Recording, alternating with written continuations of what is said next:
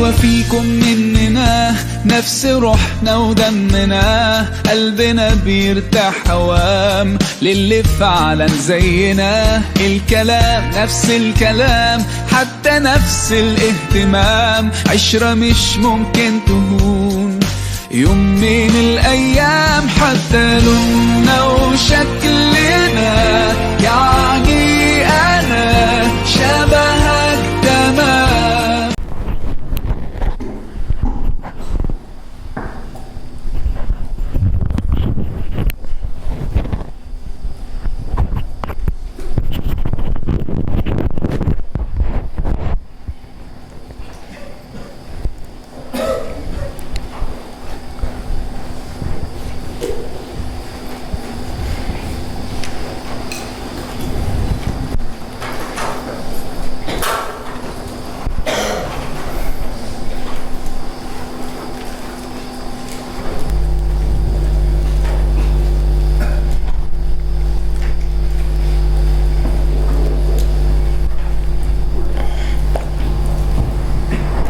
Bukan itu.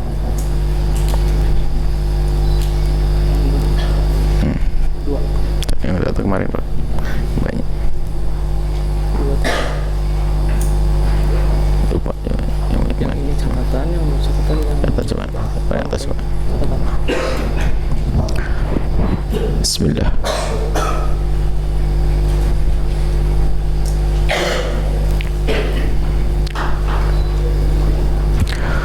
Assalamualaikum warahmatullahi wabarakatuh. Alhamdulillahi wassalatu wassalamu ala rasulillah habibina sayyidina Muhammadin wa ala alihi wa ashabihi wa tabi'ina lahum bi ihsanin ila yaumiddin. Allahumma ya rabbana inna nas'aluka ilman nafi'ah wa na'udzu bika ya rabbana min ilmin la yanfa' wa amalin la yurfa' qalbin la yakhsha wa 'ainin la tadma' wa nafsin la tashba' innaka anta ala kulli syai'in qadir. Amma ba'd. Kita lanjutkan. Mungkin saat ini kita masih ada hubungannya sebetulnya dengan kemarin, akan tapi lebih khusus atau mengarah kepada dakwah, menyampaikan ilmu di kelas atau mengajar, karena mengajar kan bagian daripada dakwah. Coba nanti akan kita hubungkan dengan yang sebelumnya, barangkali ada hal-hal yang perlu ditanyakan ya. Imam Ghazali rahimahullah ta'ala dengan kitab Hidayatul Hidayahnya itu mengingatkan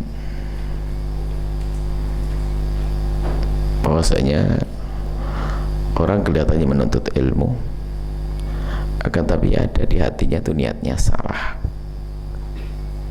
niat untuk dunia, niat untuk bangga-banggaan,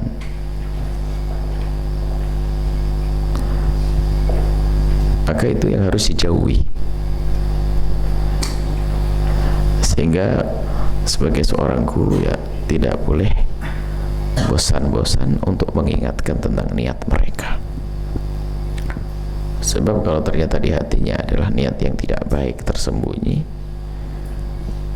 ada kesombongan yang diinginkan dan seterusnya, maka guru itu, kata Imam Ghazali, adalah menjadi syarikun lahu fil ithmi, kongsi dapat bagian dosa. Makin yang harus sering diingatkan kepada murid-murid kalian di kedepan hari. Dan memang ilmu mengerikan. Banyak orang kelihatannya di ilmu agama, tapi ternyata lebih menakutkan daripada Dajjal. Makanya Buya selalu ingatkan ya dalam nasihat-nasihat Buya yang terus menerus tidak pernah henti juga, tentang memperbaharui niat, tentang hati-hatilah, jangan sampai niat yang salah. maka melatih kedekatan kepada Allah dari saat menuntut ilmu ya tanda ketulusan. Imam Ghazali dalam Bidayatul Hidayahnya kan menyebutkan kalau sudah tahu ilmunya lalu sudah mengamalkannya itu alamat bahwasanya ya dia akan tidak bisa untuk mengambil ilmu yang lebih tinggi lagi. Kata beliau, kalau kalian belum bisa mengamalkan Bidayatul Hidayah, bagaimana kamu sampai kepada Nihayatul Hidayah itu. Nah, makanya kalian ini sudah kelas dewasa, kelas besar, kelas tinggi, kelas mendekati ustadz. Jangan sampai ada, naudzubillah, pelanggaran-pelanggaran yang terjadi pada kalian justru menunjukkan kekorposan niat kalian. Karena beberapa hari yang lalu ada berita masa anak Taibah melakukan pelanggaran-pelanggaran sepele, bukan maksudnya sepele untuk ditinggalkan, bukan berat, mudah kalau meninggalkannya. Bukan pelanggaran sepele, pelanggaran besar. Artinya tidak masuk kelas darurat, tidak masuk kelas udzur, tidak, tapi dia tidak bisa menahan hawa nafsunya. Kalau kata guru Buya Habib Hasan Baharun, misalnya urusan rokok misalnya, atau urusan saat ini handphone segala macam, Buya itu sebenarnya pengen menghindar handphone. Biar lebih, kalau bukan karena kebutuhan kepentingan pondok, dia tidak akan megang handphone. Kata beliau, kalau urusan sepele ini tidak menjadikan dia sebab mati, bahkan sakit pun juga enggak bisa menghindar, berarti begitu mudah dia tunduk kepada hawa nafsunya. Nanti tantangannya di saat menjadi kiai besar nggak akan mampu menolak di saat mau dibeli oleh orang kaya, mau dibeli oleh pemerintah, karena dia hal-hal sepele saja dilanggar. Kalau anak kelas tahfidz melakukan pelanggaran-pelanggaran seperti itu, handphone semuanya, iya pelanggaran, akan tapi tidak segede di saat itu yang melanggar kelas-kelas kalian. Karena tidak tahu 7 anak atau 8 anak kemarin itu, dia sedih melihat seperti itu. Bagaimana kalau masih ada anak-anak seharusnya sibuknya dengan belajar dan seterusnya. Ustadz Imam ada?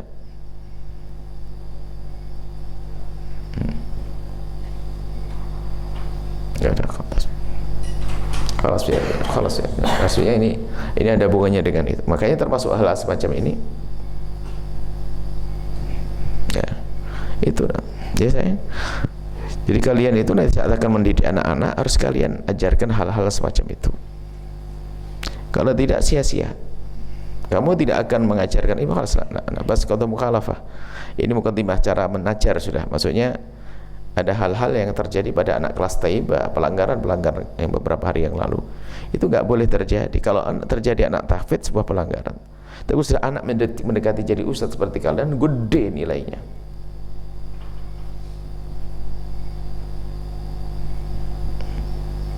Apalagi nanti kalau sudah dihubungkan dengan ilmu terakhir di kelas cinta, bagaimana berurusan dengan perempuan yang tidak jadi harapan untuk masa depan dakwah, tidak harapan akhirat, mustahil. Dirayu 1000 wanita nggak akan mampu, nggak bisa. Berarti kebodohan dalam urusan cinta, urusan mengajar, urusan ilmu.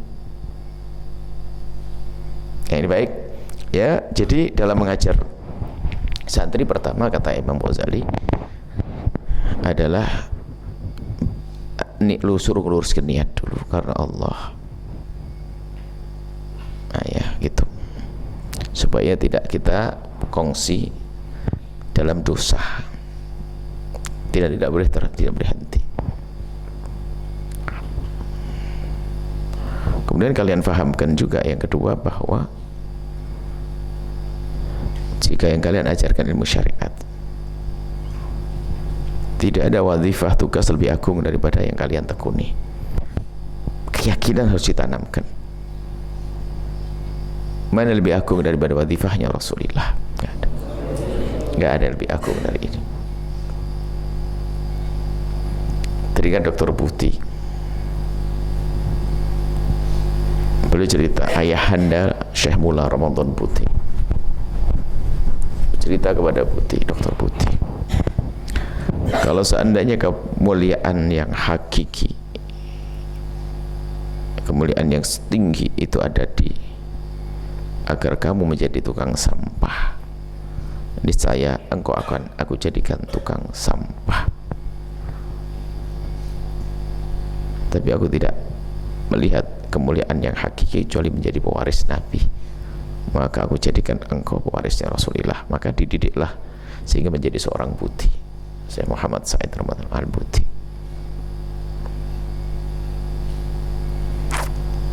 Maka apakah bayang orang sudah masuk dunia ini lalu menikmati dengan ketulusannya, lalu berbelok ingin yang lain? Mustahil. Mustahil. Kecuali dia lupa akhirat. Mustahil. Peluang bisnis, peluang jadi apapun, nggak bisa. Nggak akan dia meninggalkan wilayah kemuliaan ini. Makanya anak-anak santri kalian kuatkan keyakinan akan wadifah yang agung ini.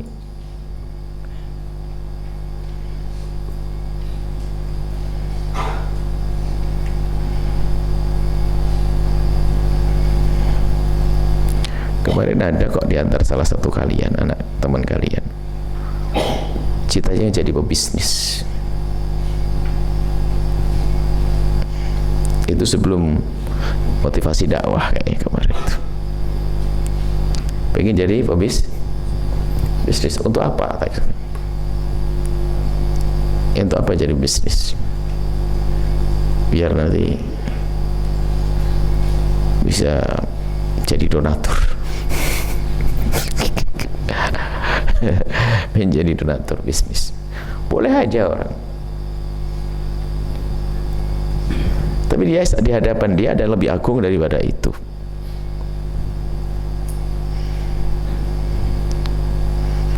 Seorang pebisnis di luar saja yang sudah sukses ingin bergabung dengan wilayah ini untuk mendapatkan kejayaan, dan mereka sukses pada akhirnya karena bergabung dengan tempat mulia. Allah bilang, kamu pulang mau jualan apa? Kalau di rumah jualan apa? Ayo jadi pebisnis. Nyebut lagi pengen jadi investor di apa gitu. Investor, kamu punya duit berapa?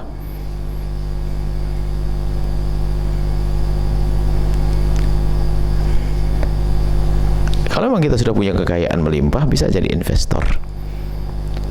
Kita tidak punya uang, mau jadi investor apa? Ini secara teori dohir ya, dohir bisnis. Kalau pulang ke rumah gajimu berapa kalau kerja di sebuah perusahaan? Bukan tidak boleh kalian bercita-cita, bukan tidak boleh kalian menjadi orang kaya pebisnis, tidak.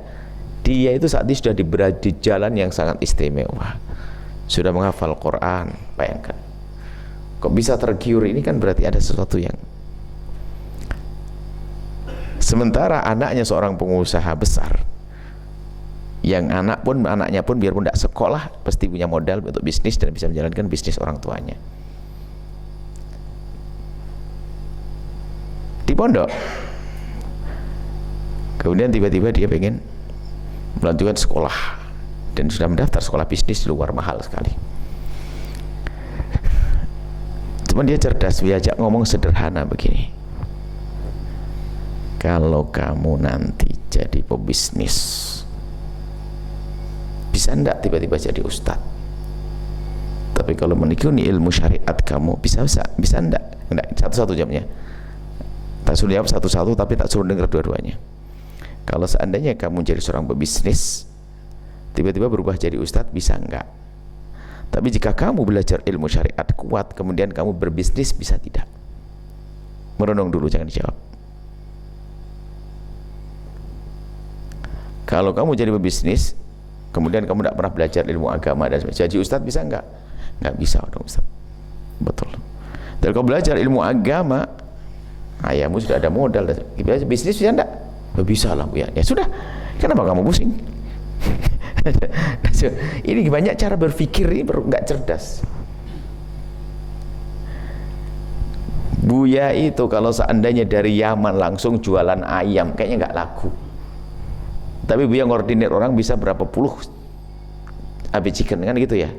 Kalau Buya tuh jualan chicken di luar dah tahu geraknya, tak makan sendiri kayaknya, capek itu. Makanya berpikir praktis itu penting. Apalagi buka apa tuh, minimarket dan sebagainya.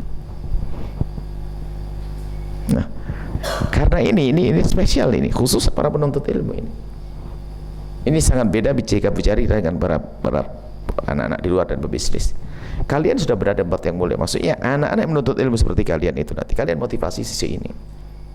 Maka kadang-kadang impian-impian yang aneh itu membingungkan bagi Buya. Kalau hanya untuk menjadi pebisnis, dia kursus 6 bulan, duduk dengan orang-orang seperti Mas Ipo Santoso, duduk dengan orang, dia akan mengerti cara bisnis dengan Syafi'i. Kalau perlu manajer, bawa anak lulusan S2 ekonomi, ambil suruh jadi manajer, beres dia. Kalau akuntansi, ambil yang lain. Nah itu loh. Sementara pasar, dia orang yang akan bisa ciptakan pasar seperti kita, dia punya pasar bisa. Maksudnya itu apa? Agar anak-anak yang belajar itu nanti, ini yang harus terus kalian hadirkan makna ini. Kalau akan nasihati mereka. Jadi yakin betul melangkah di jalan ini, nggak akan ragu dan nggak mungkin bisa diganggu. Nggak mungkin bisa diganggu.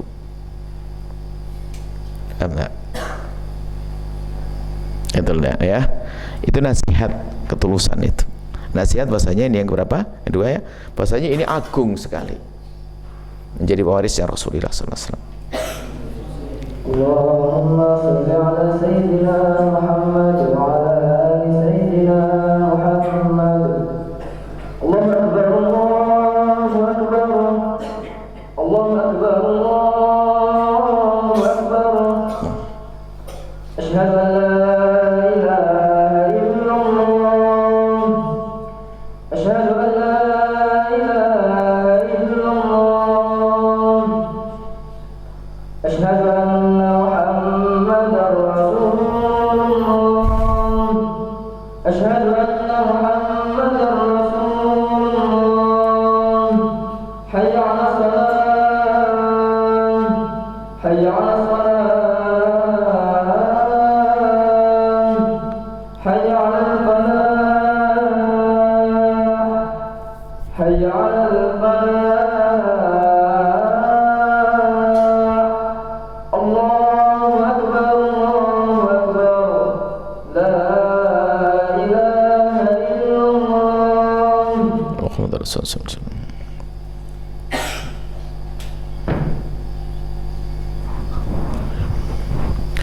ini. Jadi itu yang harus kalian sampaikan sering-sering dalam kalian duduk dengan santri-santri nanti. Nasihat meyakinkan bahwasanya wadifah, tugas yang akan kalian emban, tugas paling agung, tidak ada lebih agung daripada ini. Wadifahnya Rasulullah. Makanya kalau sudah orang paham ini, mustahil dia punya pikiran aneh-aneh.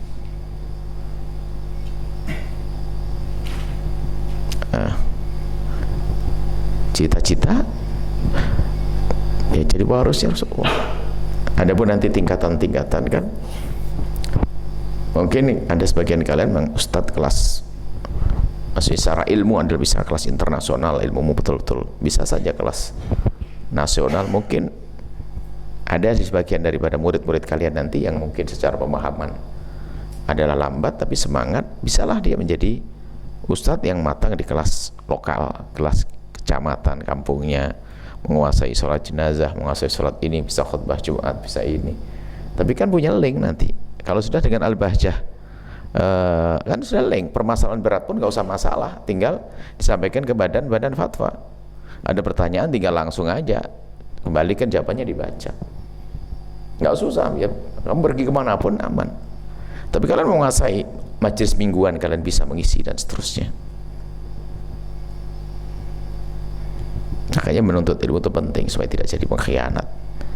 Yang jadi masalah adalah masyhur tidak punya ilmu. Waduh, serem. Masyhur tidak punya ilmu. Ya, timbangan ilmu kan cuma 2 tok sebenarnya. Ilmu akidah sama ilmu fikih. Bukan selain itu. Tidak ada lagi selepas itu apa yang diinginkan. Ilmu akidah, akidahnya benar, ilmu fikih. Sekarang masyhur fikihnya nggak pernah belajar, nggak punya pengalaman belajar. Akidahnya apa yang dipelajari? Cuman dia karena punya banyak kamera dan menjadi terkenal. Loh, itu kan musibah, problem. Nggak pengen anak-anak Buya. Seperti itu. Makanya anak Buya harus mengambil bagian ini karena kalian belajar. Kalian belajar serius. Fikih kalian belajar, ilmu akidah kalian belajar. Kan Buya duduk dengan sebagian orang yang namanya disebut-sebut, akan tapi latar belakang pendidikannya adalah tidak ada. Makanya dengan ilmumu yang luas ini, pengajian nggak perlu konsep lagi. Kalau sudah kok ilmu mau ngisi acara pakai latihan lagi, kamu tuh. Kalau sudah lautan harus begitu, kamu sudah punya banyak ilmu. Gitu loh nak ya. Nah, meyakinkan kepada muridmu bahwasanya ilmu ini watifah paling agung. Kalau sudah dia menyadari bahwasanya ini adalah tugas yang paling agung, nggak akan dia tolak-toleh. Di balik watifah ini kalian bisa mencetak apa saja. Buya punya anak jadi dokter kan, anak-anak santri jadi dokter juga ada. Mungkin nanti ada jenderal, ada. Mungkin nanti jadi presiden juga ada.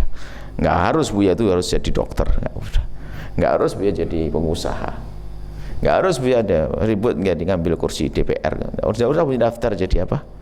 Jadi gubernur. Nanti ada di antara anak-anak Buya yang kemudian diperas lagi kalau dipilih. Kalau harus jadi gubernur, biar anak-anak yang di SMA saja, kalian jadi ulama saja. Gubernur anak formal nanti. Jadi bagian-bagian, ngapain kamu ngambil bagian ke sana? Kok ribet banget tuh, ada yang lebih istimewa kok. Yang jadi dokter sudah ada sendiri. Nanti motivasi Buya untuk anak-anak formal Buya itu khusus. Cuman Buya meyakinkan kepada kalian bahwasanya kalian harus sampaikan kepada murid-murid kalian yang menekuni dunia syariat itu nanti, bahwasanya meyakini bahwa ini watifah paling agung, ngajar dakwah ini. Tidak ada lebih agung daripada ini. Karena dari inilah nanti banyak orang-orang selamat. Orang kaya selamat dengan kalian, pejabat selamat dengan kalian. Adapun ambisi kayaknya baik, kayak bisikan ilham malaikat, tapi ternyata bisikan iblis, saya pengen nanti jadi ustadz tuh kaya, biar nanti nggak minta di tangannya orang. Sudah dijelaskan kemarin, nggak harus menjadi orang kaya. Untuk menjadi orang yang tidak minta-minta di tangan orang, tidak harus jadi orang kaya. Kita mungkin pas-pasan, tapi bisa kita tanpa merengek tangannya orang. Kemuliaan afif, orang yang jangan biasa merengek tangannya orang. Itu bab kemarin dakwah. Kita lanjutkan. Yang berapa? 4 3. Mengadu kepada Allah. Pastikan di malam harinya kamu sudah mengadu kepada Allah, memohon. Itu Imam Nawawi menyebutkan malam harinya, atau jika kita masuk majlis, jika itu masjid sekalian tahiyatul masjid, kalau tidak sholat 2 rakaat selagi bukan waktu yang diharamkan, lalu tengadahkan tanganmu mendoakan untuk murid-murid yang akan kamu ajar. Sebab yang menyampaikan ilmu adalah bukan kecerdasanmu. Tidak boleh sombong. Yang menjadikan santri faham siapa? Allah. Ini hal-hal semacam itu penting sekali. Kalau tidak sempat di majlis, tapi sebelumnya di rumah atau di malam harinya. Itulah keistimewaan ulama-ulama dulu tuh. Cara ngajar mungkin biasa-biasa saja, tapi kenapa mencetak ulama-ulama? Karena tidak pernah lupa dengan muridnya, mendoakan setiap malam, mendoakan. Jelas setelah kita mendoakan para santri dan sebagainya, masuk juga bagian daripada dakwah adalah kemudian pastikan kamu memandang anak santri itu dengan kasih dan sayang.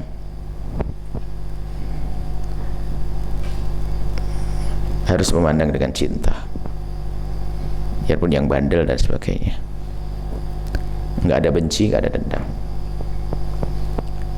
kasih dan sayang.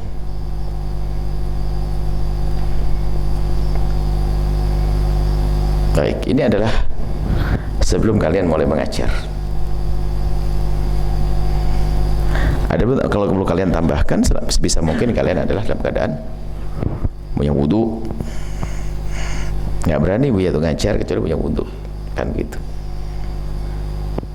Kecuali darurat banget, misalnya sudah terlanjur ke atas mimbar, sudah waktunya mepet, mungkin harus batal wudhu, lain cerita. Sekali dalam keadaan longgar punya wudhu dong, jangan main-main. Kalian menyampaikan cahaya, menyampaikan nur. Di situ nanti ilham Rabbani datang, pemahaman-pemahaman yang Allah kirim tuh, di balik kesucianmu, kebersihanmu tuh.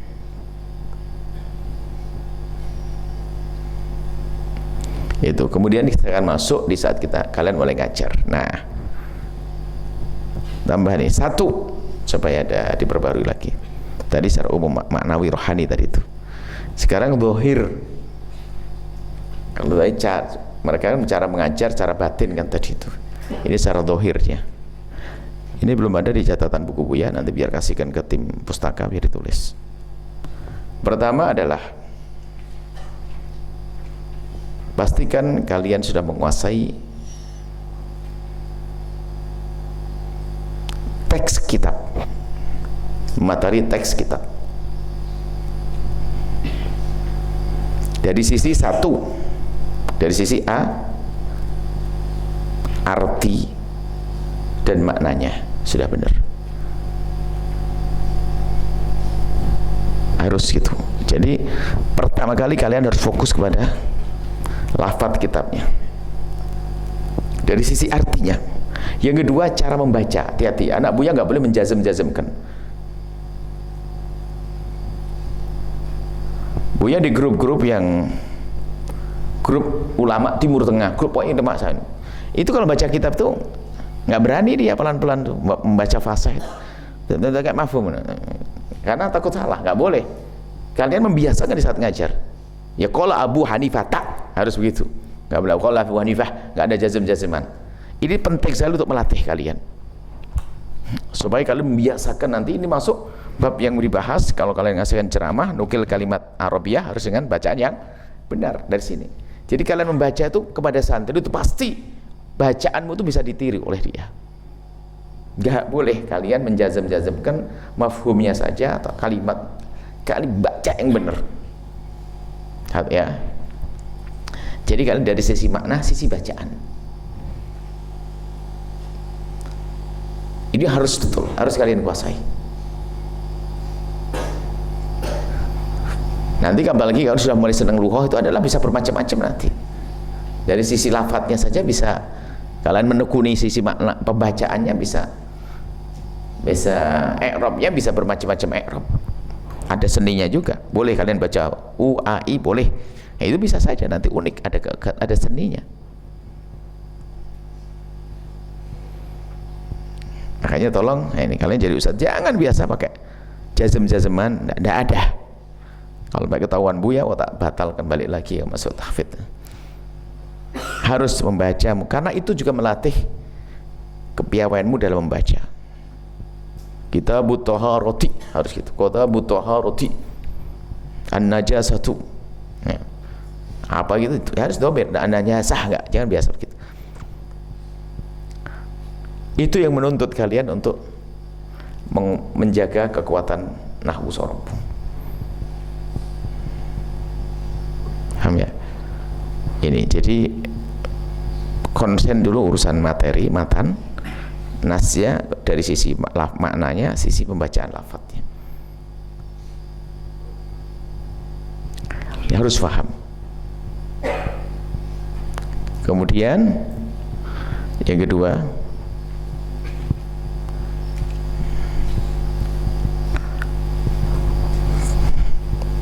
pastikan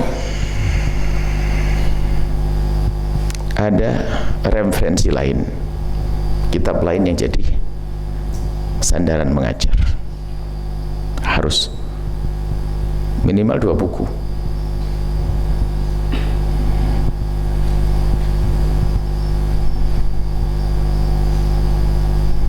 Harus itu. Kalau ngajar Fathul Qorib misalnya, kalian harus punya sandaran yang lainnya. Fathul Qorib bisa saja kalian, Fathul Qorib kan mungkin otomatis dengan Baijurinya, itu harus kalian kuasai bacaannya. Untuk padahal Kalau membiasakan begitu, akan kuat ilmu. Lalu kamu paling tidak ngerti yang satu modern, yang satu lama. Misalnya, saya ngajar kitab Fathul Qorib, maka saya harus kembali pada Fathul Mu'in atau Minhaj, tidak apa-apa. Untuk wawasanmu biar ilmu. Sama kitab baru misalnya Fikih Manhaji. Jadi harus begitu. Kalau akidah sama, cari. Kalau nggak Kifayatul Awam, nanti kamu ambil lagi kitab Jahrut Tauhidnya nanti. Kita bab sifat wujud, sifat-sifat atau yang lain kitab. Jadi harus ada, paling tidak referensi itu harus ada.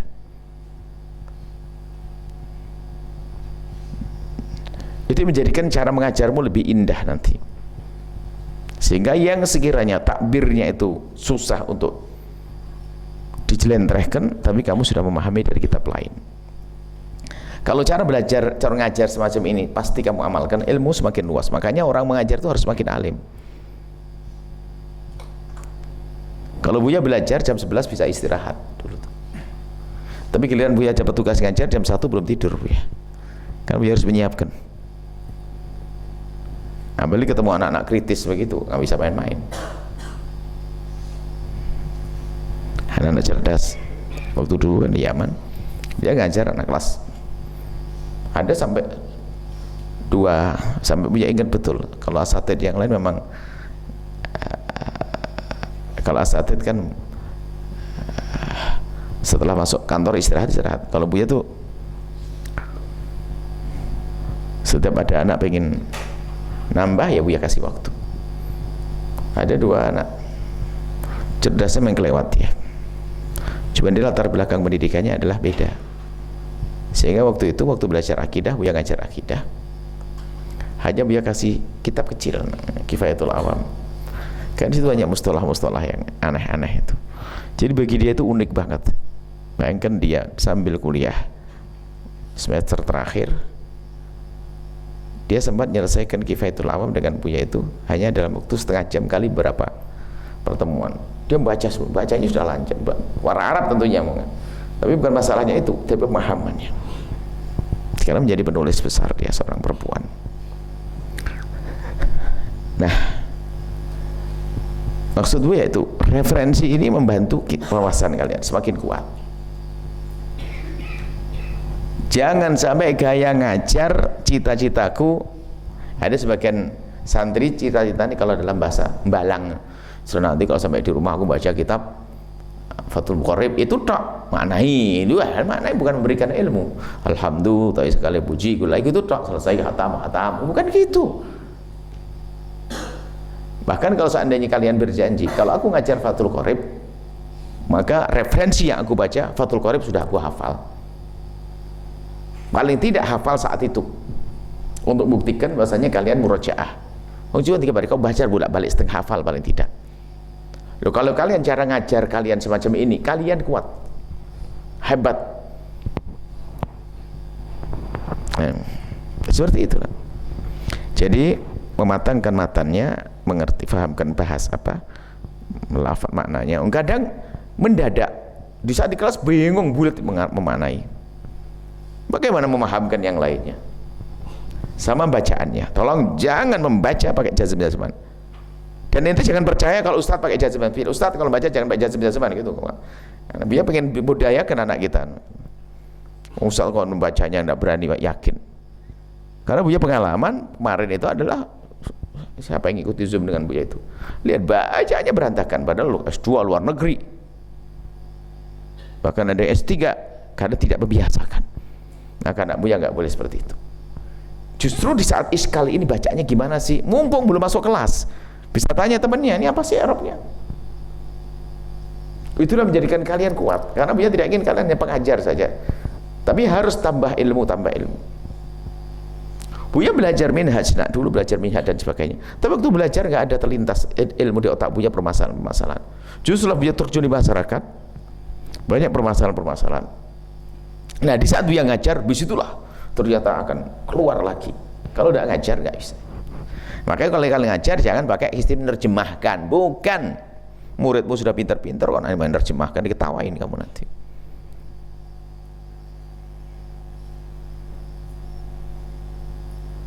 Jadi semuanya kan bahasa Arab sudah anak-anak kalian, murid kan. Jadi tolong membacanya itu benar-benar. Itu juga marah sebagian asatidz kalau bacaannya salah. Anda bisa baca bagaimana? Yang benar, fasih, bacaan yang benar. Nah, itu dorongan hebat buat kalian sendiri untuk lebih. Karena apa? Kalau kalian di dalam membaca kitabnya nggak biasa begitu, giliran di mimbar jadi ustadz, diketawai bacaannya, bacaannya. Sebab ada orang tuh hanya kerjanya ngeritik tok, bukan pengen belajar. Percaya ini. Ayo, taib. Kemudian setelah itu keberapa? Kalian punya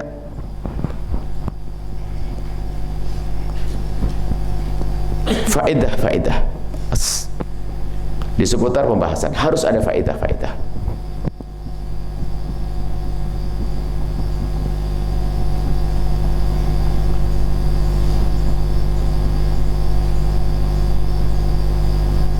Faedah harus itu punya faedah itu. Kalian berarti ini buah daripada murojaahmu. Sekarang banyak kitab-kitab baru dari Fikih Syafi'i atau akidah itu ada faedah. Tentunya referensinya harus jelas akidah. Nah, faedah ini penting. Faedah bisa saja tiba-tiba muncul faedah di dalam kitab sendiri. Soalnya kita becuri ada faedah lughawiyah, kan aneh. Kitab akidah ada faedah lughawiyah. Faedah itu penting. Yang susah dicari di tempatnya, adanya di situ. Faedah. Kemudian terakhir, kamu harus punya rangkuman kesimpulan tentang permasalahannya dari tulisanmu sendiri.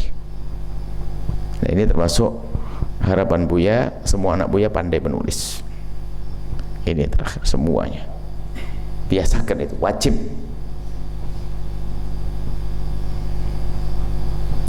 nanti. Sebelum ngajar kamu ini. Kesimpulannya dalam misalnya bab thaharah bersuci adalah gini. Nanti kamu ngajar sudah enteng banget ini.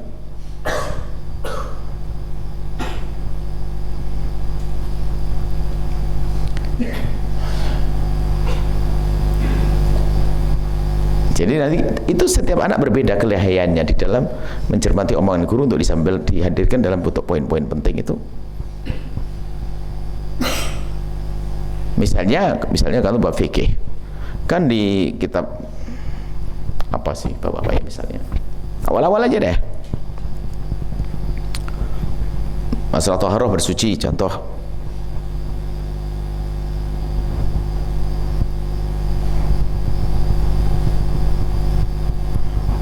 Kan di situ disebutkan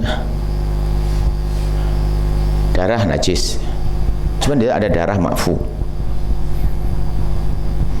Kan di dalam kitab kan bukan berantakan, tidak tertib begitu. Darah burghus, darah apa? Nyamuk, ya kan? Darah sedikit, dari ini semua kan nggak ada kejelasannya sedikitnya kayak apa dan sebagainya kan ya, ya kan? Baru nanti bisa syarat darah burghus yang dimaafkan adalah biar satu itu syarat darah dumal yang dimaafkan adalah itulah satu adalah darah yang masih belum kemana-mana, kedua keluarnya bukan disengaja, misalnya darah burghus dimaafkan. Ini ada kamu gak catatan dan Buya ada itu semuanya catatan begitu tuh waktu ngajar begitu.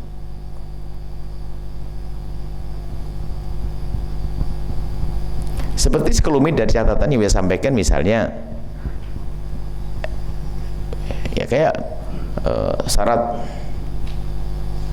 mak mustakmal itu aja. Itu kan kalau kalian tidak syarat dikumpulkan begitu, mungkin ya tetap dipikir mustakmal itu kayak apa. Tapi di saat biasa syaratnya air disebut mustakmal adalah lalima, itu kan itu juga faedah sebetulnya dari faedah. Ada di kitab. Cuman kadang-kadang hanya disebutkan 3, suruh nambah sendiri dari kitab lain. Karena kamu tadi waktu ngajar sudah ada referensinya, jadi kamu buat simpulan. Itu kelebihan. Dan kemudian kamu tulis di buku yang istimewa, buku mahal. Jangan buku-buku yang bakal dibuang. Jadi catatanmu itu jangan sampai hilang. Catatan sebagai seorang ustadz. Karena bisa jadi waktu kamu murojaah itu konsep betul, itu faedah ajib. Sampai kadang Buya nyesel, kenapa waktu Buya membaca kitab-kitab berat itu kok catatan Buya terlalu kecil sehingga susah dibaca. Dalam kitab Ta'lim Muta'alim kan diomongin kalau nulis jangan kecil-kecil. Nanti bikin kamu dikutuk. Dikutuk sama siapa? Dikutuk oleh yang datang setelahnya. Kenapa sih abah saya nulisnya kok kecil-kecil banget? Coba gede kan enak dibaca. Maksudnya dikutuk bukan? Kamu sendiri akan marah-marah kepada dirimu sendiri. Gak bisa dibaca. Jadi tulis yang jelas. Itu penting sekali ya. Buat kesimpulan itu menjadikanlah. Jadi kamu nanti kan fasih kalau ngajar. Dan itu hanya berlaku sekali yang paling berat. Setelah itu kedua kalinya dengan kitab itu ada tambahannya. Nah, kayaknya menjadi orang minta takhusus dalam hal ini. Itu aja masalah mengajar itu. Buya pengen bahwasanya jika semua yang akan mengajar menggunakan cara ini, lihat apa yang kurang. Faedah bisa diambil dari mana saja, faedah. Nah, kemudian adapun berurusan dengan santri, ini kan dengan dirimu, dengan satu. Jangan fokus pada satu orang, sama kayak ceramah. Biasanya fokus apa ada yang pinter, yang bahlul ditinggal. Nggak boleh gitu. Karena yang satu ya paham. Satu tok, yang lain ditinggal. Harus fokus kita seragam, rata. Sehingga menjadikan anak tidak ngantuk juga. Ada loh ya Ustadz, kalau Ustadznya masuk duduk di kursi langsung ngantuk semuanya Ustadznya. Terus kayak ada obediusnya. Berarti tidak ada kekuatan mereka Ustadz itu untuk membangunkan. Ya seperti itu. Jadi fokus. Kemudian yang kedua, fokusnya rata. Jangan bawa sempit fokus. Lebarkan fokusmu. Sehingga kalau terasa ada ngantuk-ngantukan. Yang kedua,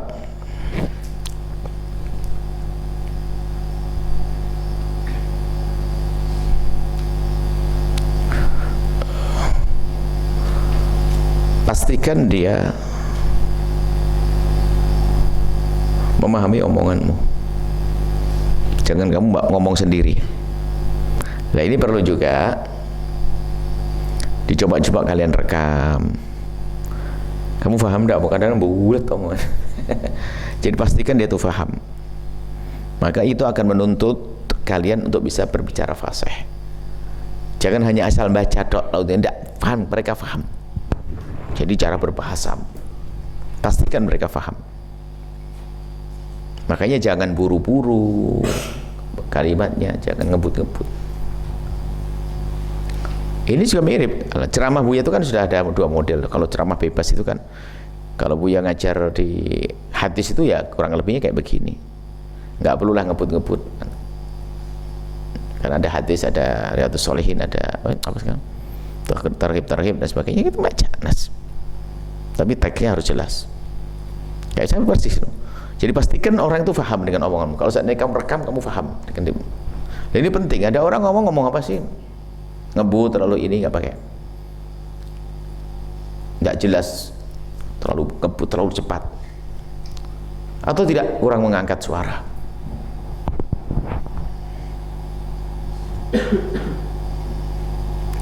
Dan juga mungkin masalah ceramah ya tadi kemarin itu.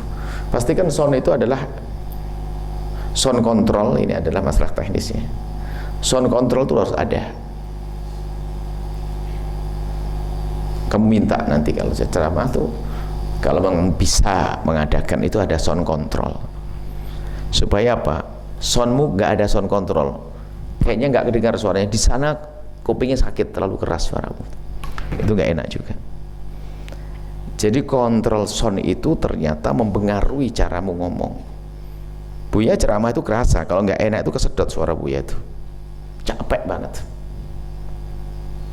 Tapi kalau suaranya pas itu enak nanti, karena itu mempengaruhi cara menghadirkan konsentrasi kita dan sebagainya, itu mempengaruhi. Nah kalau kalian tidak peduli tentang sound ini, tanda kalian tidak peduli juga orang paham atau nggak paham, ada hubungannya biar bahas. Nggak bisa. Kamu kalau ceramah jangan hanya ngomong, ini pastikan mereka dengar dah. Nah, itu loh. Kalau memang di majelis pertama nggak dengar, ya ke depan jangan sampai. Karena urusannya orang nggak tertarik dengan majelismu nanti pada akhirnya. Jadi sound ini penting. Kalau tidak milih ke suasana. Jadi tadi pastikan mereka mendengar.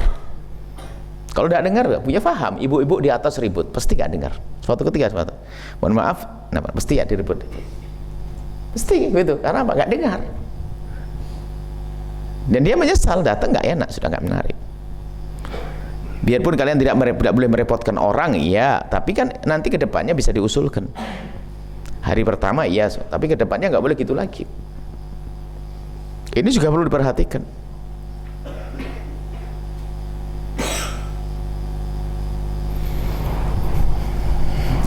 Tapi ada orang yang hanya mengajar, yang penting ngajar aja, paham nggak paham urusannya ini biasa. Dengar nggak dengar terserah deh, sampai ngantuk tidur biasa aja. Kemudian lanjutkan, pastikan anak-anak paham.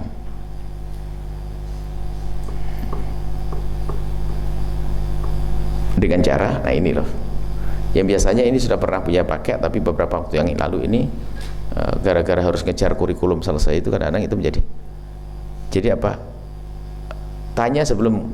Jadi pertanyaan sebelum kalian ngajar itu penting. Jadi pertanyaan dia sampaikan untuk mengingat ilmu sebelumnya.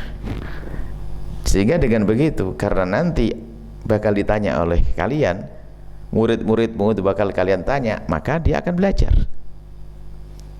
Kalian paginya bakal ditanya.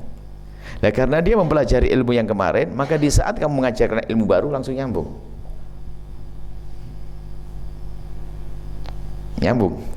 Karena kadang antara ilmu dengan ilmu itu jaraknya seminggu, lupa itu nanti. Tapi kalau sudah dibiasakan dan cara memberikan pertanyaannya acak, nggak boleh ada yang siap. Dan jangan dia tok yang pinter kalian tanya, wah ini salah. Dia pinter dan dia pasti jawab, yang lain bahlul. Jadi pertanyaan acak sana, jawab. Kalau dia menjawab, sana jawab, oh ini berarti kurang lebihnya sampelnya itu pada belajar. Dan juga dipastikan anak sudah murojaah. Lanjutkan. Pastikan anak murojaah lagi bagaimana caranya. Karena membantu kalian di kelas. Imam, ini perlu masalah anak-anak harus murojaah, itu penting banget. Murojaah, sehingga perlu ditanya, murojaahmu sama siapa? Jadi murojaah pelajaran yang lalu dari pelajaran yang akan diajarkan. Maksudnya apa? Bukan yang akan diajarkan, misalnya fikih. Hari ini kita sudah bab sholat, kemarin bab toharoh. Jadi sebelum masuk bab sholat itu memang mereka sudah belajar, sudah malam murojaah bab toharoh. Sehingga di saat masuk kelas itu, di saat disambungkan dengan ilmu selanjutnya, itu semua nyambung. Itu menjadi budaya baik, anak-anak menjadi terus murojaah, sebelum masuk kelas murojaah, pulang murojaah. Kemudian juga yang sering Buya suarakan, tidak ada budaya bengong, karena sebetulnya budaya bengong itu kan menjadikan waktu tersita. Ya anak bodoh gak cerdas, anak cerdas ya bengong, waktu kok disia-siakan. Biarpun dia katanya cepat menghafal, justru karena dia cepat menghafal, seharusnya menggunakan kecerdasannya untuk memperbanyak bacaan dong. Bukan kalau mentang-mentang cerdas malas belajar. Wah enggak, itu bohong bahlul dia. Kalau pandai mengambil ilmu banyak, kenapa tidak ngambil sebanyak-banyaknya? Kurang lebihnya seperti itu. Nah, jadi memastikan mereka murojaah. Karena bukan ilmu sekali selesai, enggak. Nah, ini ada hubungannya dengan pendidikan yang akan kalian berikan nanti di luar kelas. Nah, diberi kesempatan mereka untuk murojaah.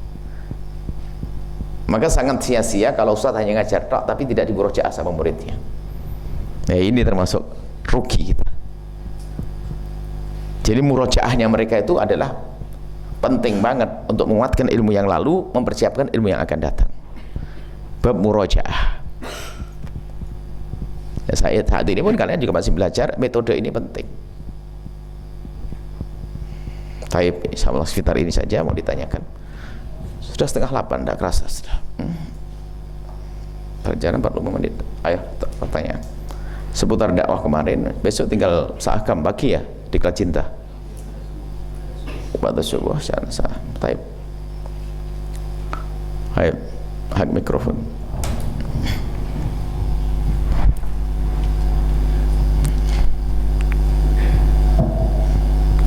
Sebetulnya yang namanya pelatihan itu nanti ke depan imam, ini harus uji coba. Termasuk nanti harus ada ceramah, itu harus uji cobanya kayak apa. Ngajar begini langsung kasih kitab. Gimana caramu nanti? Biarpun hanya sekedar sampel satu aja, dia tinggal lanjutkan. Buya pengen anak Buya itu fasih dalam berceramah, fasih dalam menjelaskan kitab. Jadi kalau ngisikan pengajian, biarpun bukan ceramah nanti, baca kitab, kan ajak bareng majelis pakai kitab. Itu menarik, karena ada caranya. Biasa, mungkin ada orang tadi yang nggak hobi, kalau ceramah lepas mimbar bisa berantakan, pakai kitab. Cuman sudah semi ceramah, semi ini. Kurang lebih kayak Buya baca terhib itu. Gitu kayak gitu itu kan, itu bukan murni baca kitab kan, tapi ada tambahannya dan sebagainya. Kalau baca kitab itu khatam setahun itu. Kita baca satu kalimat, Buya masukkan beberapa, tiba-tiba masuk, bab kemarin hanya hadisnya tentang meninggalkan sholat kafir, kan gitu ya.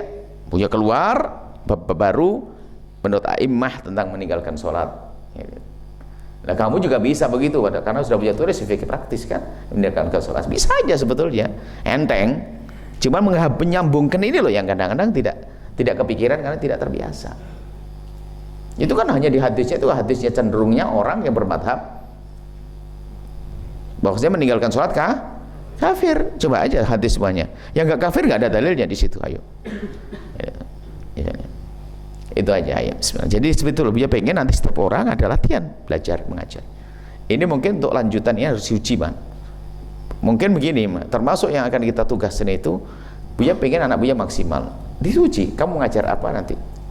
Paling tidak 1 lembar 2 lembar kalian sudah dihadapkan kepada Ustadz, sudah dilihat, membaca, menjelaskan, menyimpulkan, ada rangkuman, menjelaskan, terus begitu. Wah hebat. Bukan gaya hataman nyembelih petik. Hataman. Kalau sudah khitam hataman ada yang pinter, pakai alhamdulillahnya yang pertama, saya alhamdulillah terakhir.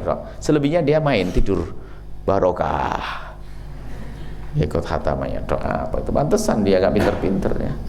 Mondok bertahun-tahun tapi menjadi al-ustad al-bahlul. Taib. Ayo. Assalamualaikum warahmatullahi wabarakatuh. Buya izin bertanya, bagaimana langkah-langkah di dalam memulai berdakwah bagi orang yang susah, mungkin kurang bisa bergaul? Dakwah, makanya kemarin itu akan kita lacak kekuranganmu itu apa. Kalau masalah kurang bergaul, nanti ada ilmu baru, ilmu komunikasi itu penting. Kalian sering banyak membaca bagaimana cara bergaul dan harus belajar. Jadi kamu jangan menyerah dengan kelemahanmu. Kalau tadi urusannya psikolog, pergi psikolog dan sebagainya. Sebenarnya psikolog enteng. Jangan terlalu ketakutan dengan dunia psikolog enteng. Kalian bisa menyelesaikan dengan dirinya sendiri. Mungkin adalah faktor takut lebih banyak orang, maka biasakan bergaul dengan anak kecil, guyonan, main. Makanya kalau kamu mungkin bermain dengan adik-adikmu, anak kecil main, guyonan, ngomongan, itu ada melatih. Jangan langsung kepada yang gede-gede, takut dia mengindir lagi. Jadi bisa membiasakan bermain dengan anak kecil, ngajar anak kecil. Adik-adik sini, ayo, Nabi Muhammad lahir di mana? Di Makkah. Ini biasa kayak gitu. Nanti akan menjadi kebiasaanmu. Lah, orang khayalannya langsung ceramah ribuan orang di mimbar begini, Pak. Ya stres dia. Pergaulan harus bisa dipelajari. Bergaul. Kawan itu mempengaruhi. Buya itu punya kawan memang orangnya adalah berlebihan tuh, Kang. DPD-nya luar biasa. Dia punya kawan PD-nya orangnya PD. Di antaranya ada Sahabat Habib Husin Abu Bakar, Pak Bud dan Pak itu orangnya PD. Jadi nggak pernah takut di mana saya PD. Ada teman-teman Buya itu. Jadi orang memang mempengaruhi kawan itu. Coba itu tanya itu. Tanya ini. Kini biasa aja. Jadi kawan itu mempengaruhi banget. Kawanmu penakut sih penakut. Kalau permasalahan masalah psikologi mental itu bisa diselesaikan dengan para psikolog.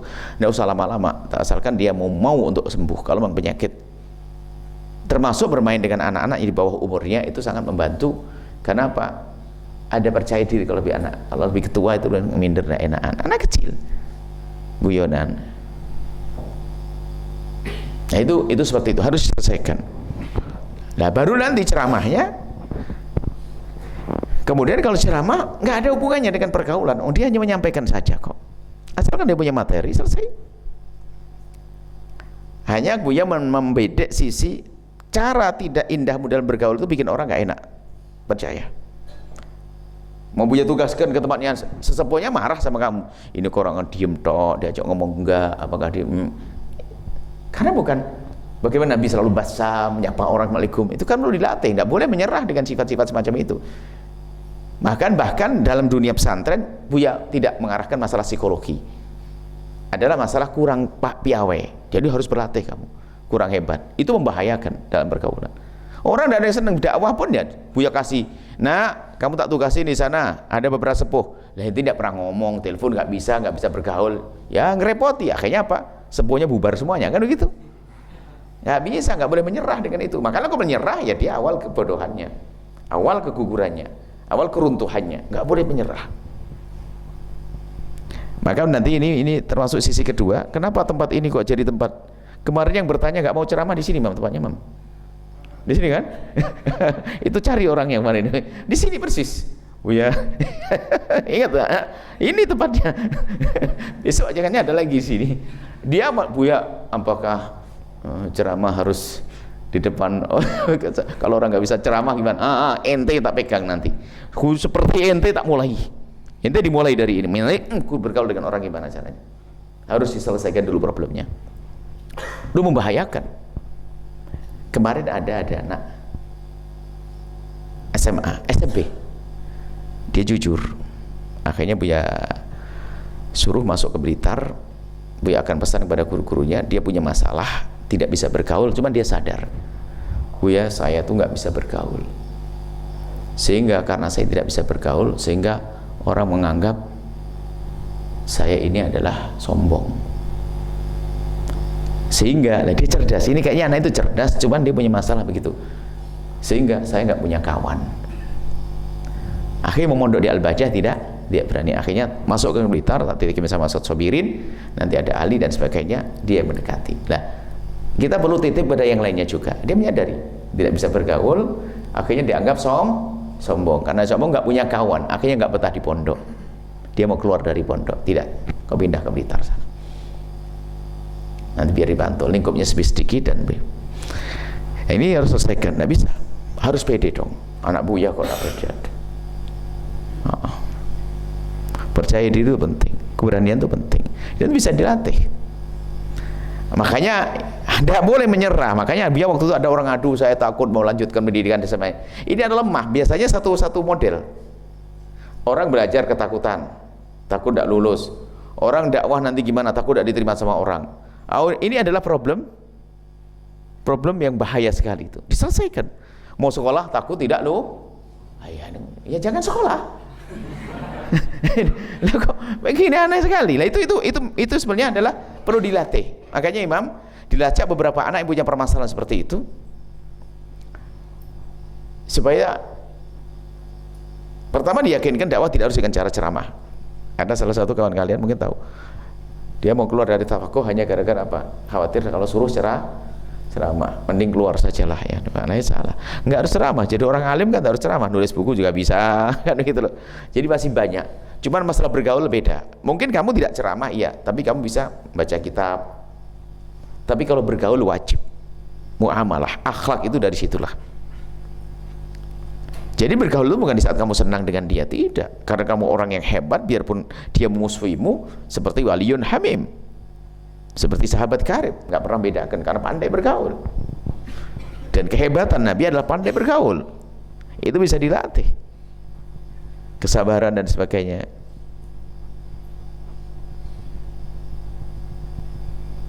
Nah itu, jadi masih seperti itu. Jadi insya Allah seperti ini harus berani, nanti berlatih dari anak-anak kecil dan sebagainya. Bisa saja nanti kalau anak seperti ini dicatat Imam berapa banyak, kirim ke anak-anak kecil. Karena kalau anak kecil itu beda umur, itu dia merasa percaya diri karena ini anak dia tidak suka cari apa, mainan aja, main, bergaul, keluasan. Dan harus perangi, nak. Kamu tidak boleh menyerah dengan kekuranganmu. Sehingga mertua bisa nak tuh gara-gara apa? Mantu melewati mertuanya, enggak nyapa, enak ya. Ya itu udah berantakan semuanya. Padahal bukan dia jelek hati, karena memang nggak biasa. Kikuk menyapa nggak enakan. Allah, nggak bisa begitu. Ini termasuk ada dua model. Pertama, anak yang takut berbicara dan sebagainya, itu harus kumpulkan secara khusus, Nabi kasih motivasi dan ada penyelesaiannya. Pokoknya merasa takut, kumpul aja nanti Buya sendiri akan menyelesaikan. Termasuk yang nggak bisa bergaul itu ada, cara bergaul itu ada. Nanti ada bagaimana cara bergaul tuh. Bergaul tuh macam-macam. Ente mengenali orang jangan ngomong dulu. Buya kadang duduk sama orang tuh setengah jam, lihat yang ibu Buya. Ada duduk dengan Buya setengah jam, 1 jam Buya nak ngomong. Oh dia aja senang ngomong. Ya biarkan sampai selesai. Sudah, yang penting Buya kenal dia. Sana Buya gini-gini, yes. Kemarin siapa? Sobirin sama Alvin nemenin Buya 1 jam setengah Buya nak ngomong, satu orang ngomong. Jadi coba tanya tuh, orang ngomong lah, cara memperlakukan orang begitu dia memang kalau ikut ngomong nanti dia senang dengan Buya karena ada ngomong. Dia tidak perlu omongan Buya, baru nanti kalau ngomong lain kali. 1 jam lebih kan terus gini. Mungkin dia lagi pengen nyampaikan unek-uneknya. Loh, ini termasuk cara bergaul. Nggak boleh kamu nek. Biarpun 1 jam waktunya. Nah, untuk mengambil hati orang. Nah, dia belakang sampai di sana ceritanya dia puas dengan Buya. Padahal Buya nggak ngomong apa-apa. Nah, begitu. Cara bergaul itu menyesuaikan. Bukan harus kamu ngomong, tapi kamu biasakan nyaman dengan orang. Biarpun saya harus begitu. Mandang senyumnya, lihat wajahnya dan sebagainya.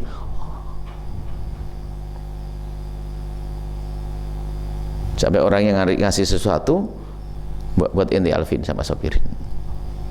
Nah misalnya, itu tadi gitu. Jadi ada ini hal semacam ini penting diketahui. Pokoknya gini loh. Nah, apa sih permasalahanmu? Kita selesaikan.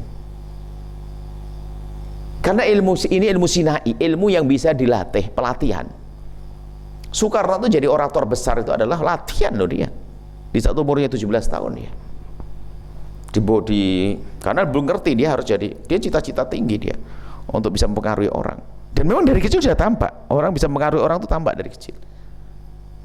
Dia jago berantem, tapi dia ada pemimpinnya biarpun kecil itu. Itu di Blitar dia. Jadi waktu di Surabaya di Haji Umar Said Cokroaminoto HOS itu latihan sampai dalam sejarah disebutkan latihannya saking capeknya itu ketiduran tuh kebakar gubuk tempat tidurnya itu karena kepleknya itu tumpah. Belajar latihan dong, berlatih sehingga dia menjadi orator yang dahsyat. Kalau seandainya dipakai menggunakan menghantarkan ilmu agama kan dahsyat. Perlu pintar cara masuk pikirannya orang itu ngerti gimana saya disiapkan dulu. Itu perlu berlatih nak semuanya. Makanya ambil orang-orang kalau ada, makanya anehnya anak Buya senangnya sama penceramah yang lucu. Ketularan lucunya kamu nanti. Ada kemarin itu, Buya tahu muka-mukanya karena sudah kepergok dia senangnya sama ceramah nyebut hafalnya penceramah lucu. فيكم مننا نفس روحنا ودمنا قلبنا بيرتاح هوام للي فعلا زينا الكلام نفس الكلام حتى نفس الاهتمام عشرة مش ممكن تهون يوم من الأيام حتى لوننا وشكل